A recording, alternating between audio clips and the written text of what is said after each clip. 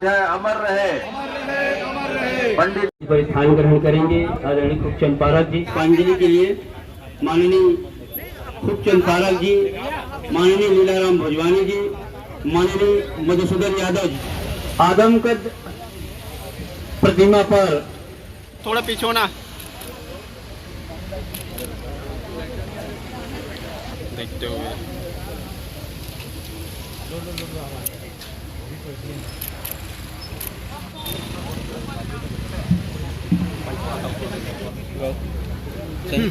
अभिनंदन करेंगे। और जिनका मैं नाम ले रहा हूँ, नेता प्रतिपक्ष भाई आकाश चोपड़ा जी, महिला मोर्चा की, युवा मोर्चा से आप लोग आते जाएं।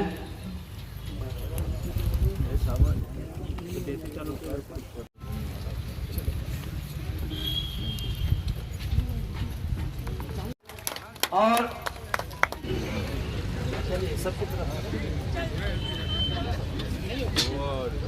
जयंती अवसर पर पंडित दीनदयाल जी के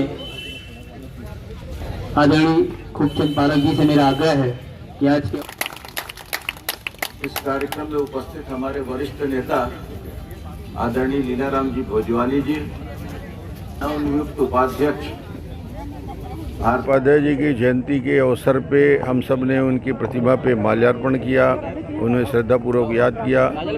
देश को नई दिशा देने वाले एकात्म मानववाद के प्रणेता और आज जो अंत्योदय की कल्पना हो रही है साकार करने वाले युग पुरुष दीनदयाल उपाध्याय जी हमारे राष्ट्रीय अध्यक्ष और महामंत्री भी थे। जब तीन प्रमुख लोगों ने, विशिष्ट लोगों ने जनसंघ की स्थापना की, डॉक्टर श्यामा प्रसाद मुखर्जी, दीनदयाल उपाध्याय और बलराम मधोक, तीन की उपस्थिति में आज वो जनसंघ की स्थापना हुई। आज 18 करोड़ से ज़्यादा जिसकी सदस्य संख्या है, हिंदुस्तान की सबसे बड़ी पार्टी है। वैचारिक रूप से जो विचार मिला है वो दीनदयाल उपाध्याय से मिला है।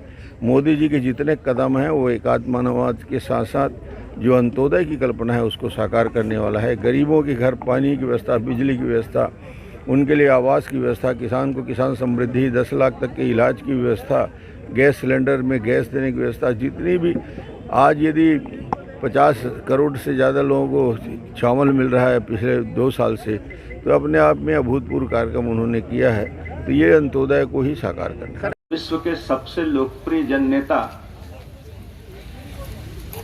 जिनके बताए मार्ग, जिनके समष्टि को जोड़ने का काम, जिसको सरल भाषा में बताऊं तो व्यक्ति से समाज, समाज से उसका गांव, उसका क्षेत्र। नहीं, जब तक व्यक्ति में परिवर्तन नहीं होगा तब तक बड़ा परिवर्तन इस देश के अंदर वैचारिक रूप से नहीं हो सकता, सामाजिक रूप से नहीं हो सकता और आर्थिक स्वावलंबन इनका। रमेश पटेल जी, राजेंद्र गोलछा जी, शहर जितने महान सेनानी थे, उनका एक ही उद्देश्य था कि देश को आजाद कैसे करें।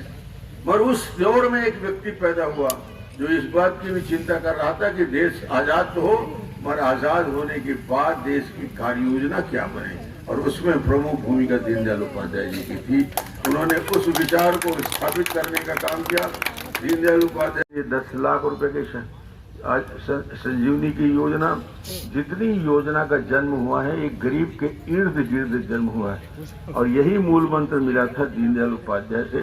समाज जब आगे तभी बढ़ेगा जब समाज में एक बड़ा वर्ग गरीब और गरीबी सीमा के नीचे भी रहता है, तो आगे तरक्की नहीं होगी।